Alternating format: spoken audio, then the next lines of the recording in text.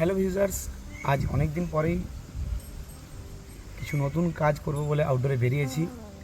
আর আমি যে লোকেশানে আছি তার ঠিক সামনেই ওই যে তেঁতুল গাছের ভিউটা দেখা যাচ্ছে, ওই ভিউটাই আমি এখন আমার খাতাতে ওয়াটার কালার দিয়ে পেন্ট করার জন্য চেষ্টা করব। তোমরা দেখো, ভিডিওটি এনজয় করো।